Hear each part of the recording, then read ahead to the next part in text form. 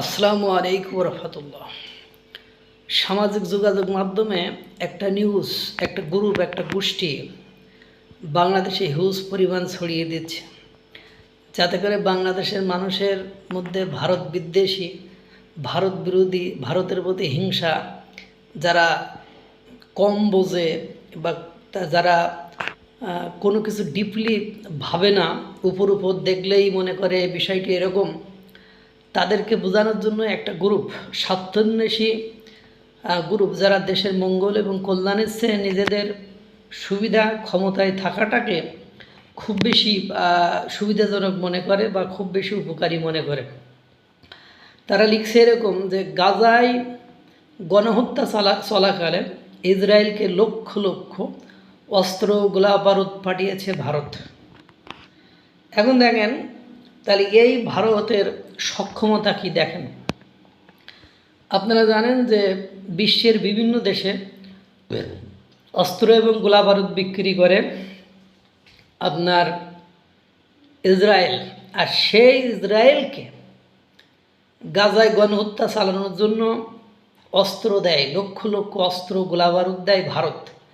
তাহলে ভারতের সক্ষমতা কোথায়, কোন জায়গায়, কোন লেভেলের, এটাকে আপনারা আন্দাজ করতে পারেন। শুধু তাই নয়, যে ইরান, রাশিয়া এবং ইউক্রেনের যে যুদ্ধ হচ্ছে, এই রাশিয়া আর ইউক্রেন যুদ্ধের ফুল অ্যান্ড ফাইনাল সাপোর্ট দিচ্ছে হলো ভারত।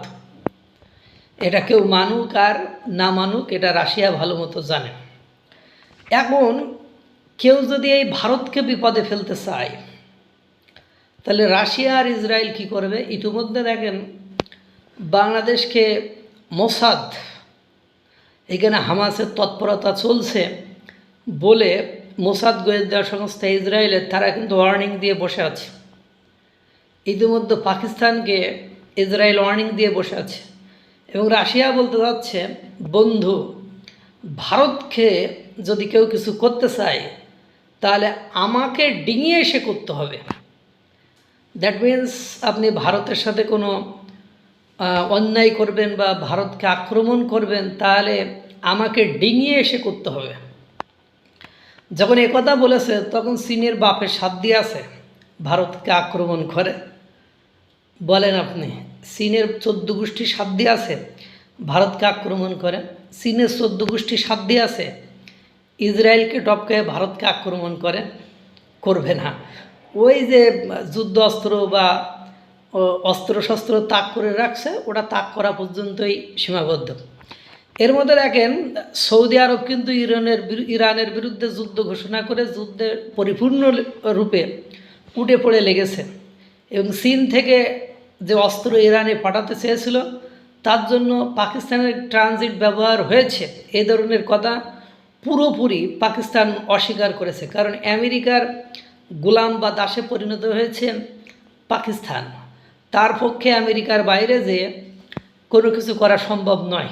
আর সৌদি আরব আপনার ইরানে আক্রমণ করার মানে কি জানেন, সৌদির যে সৈন্যবাহিনী আছে সব পাকিস্তানি, তার মানে পাকিস্তানের সৈন্যবাহিনী দিয়েই আপনার ইরানে আক্রমণ চালিয়েছে বা ইরাকে আক্রমণ চালিয়েছে মার্কিন যুক্তরাষ্ট্র আর সৌদি আরব। তাহলে বিষয়টি কি দাঁড়াইল, গোলাম পাকিস্তান, এবং পাকিস্তানের দেশের অভ্যন্তরে যে বর্বরতা চলছে সেটা আপনারা দেখেছেন। মুসলিম গণহত্যা চলছে সেখানে, আজাদ কাশ্মীরে গণহত্যা চলছে, নির্যাতন নিপীড়ন সকল সীমা লঙ্ঘন হয়ে গিয়েছে। এখন দেখেন, এগুলো কিন্তু চোখে পড়ে না যে ইরানকে আক্রমণ করেছে, চীনের ট্রানজিট সুবিধা দিচ্ছে না যাতে ইরানে অস্ত্র পাঠাইতে পারে, সৌদি আরবের হয়ে আক্রমণ করছে, এদিকে আপনার ভারতকে নিয়ে উঠে পড়ে লেগেছে।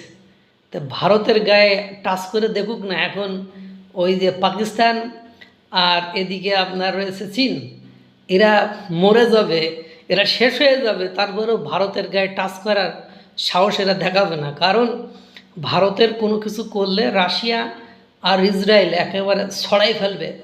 পাশাপাশি জাপানের সাথে চুক্তি হয়েছে, উত্তর কোরিয়ার সাথে চুক্তি হয়েছে, জাপানকে জমের মতো ভয় পায় চীন। সুতরাং এরপরে ফ্রান্স তো আছেই, অস্ট্রেলিয়া আছে।